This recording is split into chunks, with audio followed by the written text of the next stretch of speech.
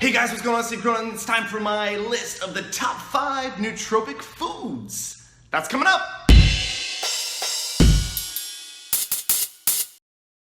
This video is in full compliance of YouTube's community guidelines. I do not promote dangerous or illegal activities, and this video does not support illegal drug use, nor provide any medical advice. The purpose of this video is of education and to document my own personal experience. No drugs are shown within this video. Okay, so why foods, right? Why make a list of nootropic foods? Well, not everybody is interested in taking nootropics, cognitive enhancements in a pill or in a capsule that have been synthetically created in a lab, right? Something like paracetam in order to increase acetylcholine, a chemical in the brain, to, hopefully increase focus and memory. Not everyone's into doing that. I am, obviously, which is why I make a channel about it. Some people prefer the natural nootropics, right? Like the alpha GPCs or even something like Alpha Brain. I'm gonna come out with a natural nootropics video.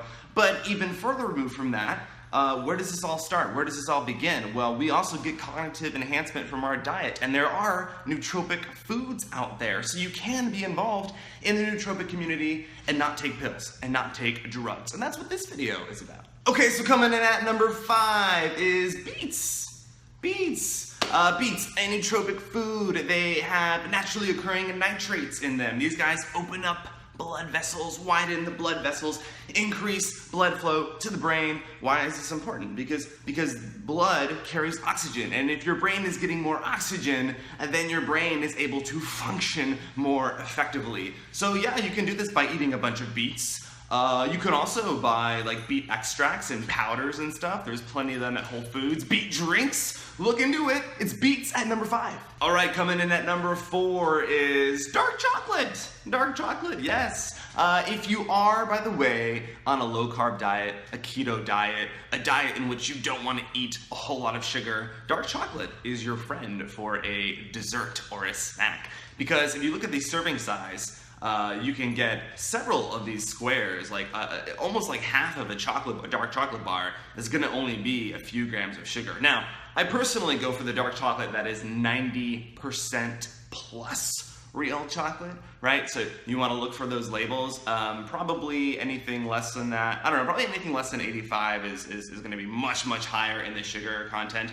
But look for the 90% plus dark chocolate stuff. That's where the magic happens. Dark chocolate contains theobromine, right? A caffeine-like compound. I talked about this in my nootropic video review. It was 1,2-Go, right? 1,2-Go, containing the caffeine, the theobromine, and the L-theanine amino acid. But yeah, so dark chocolate contains the theobromine, a caffeine-like molecule. Watch my videos on 1,2-Go and Bulletproof Coffee for all the benefits of caffeine. Of course, too much in excess can become quite addictive, and some people just choose to stay away from it altogether, at least like from forms of like coffee, for example, which is totally fine.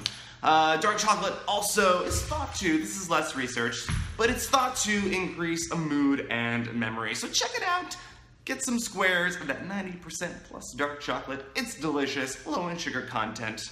Makes you feel great. That comes in at number 4. Speaking of caffeine, coming in at number 3 is Bulletproof Coffee. Watch my Bulletproof Coffee review for more in-depth review of what this can do for you. But it is essentially a breakfast replacement. You've got your coffee or tea. You can use tea, like I said, you don't have to use the coffee. But you got your coffee, you got your grass-fed, unsalted, organic butter, right? This is what makes it filling for you as a breakfast replacement. And then you've got the coconut oil, or MCT oil, which really turns your brain on. But super vague answers here, but check out my Bulletproof Coffee review as to how this might be an amazing nootropic food as a breakfast replacement, or when you feel like snacking for you. Check it out. Coming in at number 2 is salmon. Salmon, you can eat this cooked or raw. I actually do some raw salmon for breakfast when drinking the Bulletproof Coffee every morning for breakfast. Kind of gets old after a while. You gotta mix it up with some other foods. Salmon can be one of them. It is an antioxidant. It is an anti-inflammatory. It increases blood flow, which we talked about the benefits of that earlier in this video. And it also protects and encourages your mitochondria energy production. Find out more about mitochondria in a video review I did on a product called Mitogen by Axon Labs. But overall, I love this stuff, and even for dinner, right? Because if you're doing a keto low carb diet, you want to keep your grains low. Small amounts of rice aren't necessarily a big deal, at least in my opinion. So if I want to have some kind of sushi for dinner, what am I going to do? I'm going to do like the seaweed wrap, the rice, some salmon, and then some avocado. Yum, delicious, and yes, it's a nootropic food. All right, and coming in at number one, the number one nootropic food is an egg. Eggs, right? Eggs contain choline naturally. And what is choline? Choline is a precursor to acetylcholine. Acetylcholine being a neurotransmitter that is thought to be associated with subjective effects of increased focus and memory. And a lot of people try to get this acetylcholine boost via something like piracetam and aracetam, these synthetic drugs I was talking about earlier, of which I've made reviews on, but you can also get them from food, namely eggs, which is why eggs also make a pretty awesome breakfast food. So there you have it. Those are my top 5 nootropic foods. Consider subscribing to this YouTube channel for more biohacking videos, more nootropic videos, nootropic reviews, nootropic top 5 lists. It's all here, right here, youtube.com/Steve Cronin. Take care, everyone.